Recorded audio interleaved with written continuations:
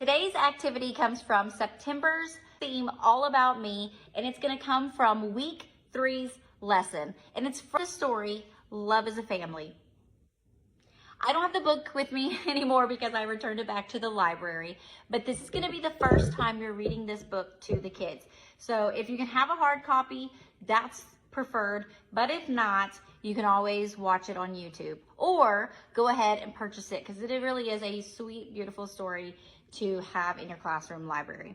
Y'all know Roma Downey, but she's from Touched by an Angel and from my new favorite series, The Baxters. She wrote this storybook kind of reflecting her family. So today you're going to do more like a picture walk with this book. Look through the pages and you're going to point out the different types of families, that some of them are small and some of them are large. Then we're going to play a game that I love doing with the kids because it gets them up and moving, especially during circle time and story time. They're going to use their bodies to vote. What I mean by that? Let me tell you. I have two choices. They're either going to go on this side of the carpet if this is their answer, or they're going to go on this side of the carpet if this is their answer. So you're going to prompt them and then they choose which side. I like having the kids vote this way because they have to choose one or the other. When we do voting games and they have to stand up, some kids just sit there the whole time and never choose anything. Or some kids just really love to stand up and they stand up for everything. So this way they have to pick one side or the other. Now, there are right or wrong answers, but we don't live in the houses of our children, so we're not going to really know, and we're not going to call them out. But we could guide them one way or another if they're needing assistance. Things first, you're going to open up the book, and then you're going to explain to the kids. This book is teaching us that families come in all different sizes. The little girl and the mom on the cover, they're the only ones in their family. But there's some families in this book that are so big. You're going to see the different types of families and the different kind of characteristics, things that make their family special and unique. It doesn't make it right or wrong. It just makes their family who they are. And we're going to stand up and we're going to vote on which one sounds more like your family. Okay, so everybody stand up. If you're the only kid that lives in your house, you're gonna stand on this side of the carpet. If you have any brothers or sisters, you're gonna stand on this side of the carpet. The kids are gonna split, and again, you may know that, girl, you have like 5 brothers. You do not have a small family. We're exposing these kids to making choices, to understanding what big and little means. So it's okay if they vote wrong. We're going to be talking more about it all week long. All right, if your family is very loud, Miss Scarlett, I'm really loud. I talk really loud. If your family's loud like me, stand on this side.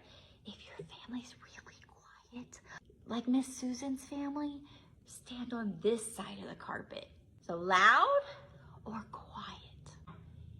Sometimes, just like in the book, there's messy houses and there's clean houses. If your house looks like this, and show them the clean page, stand on this side. If your house is messy, that means you have like toys and stuff everywhere, like in that book, just like when we read Goldilocks and the 3 Bears and the baby bear had stuff all in his room and it was messy. If that's how your house is, stand on this side. Now this one's a fun one. If your family likes to play games, stand on this side. If your family does not like to play games, stand on this side. If your family likes to play outside, stand over here. If your family likes to stay inside, come over here. Next one. If your family plays musical instruments, stand on this side. If your family does not play musical instruments, stand on this side.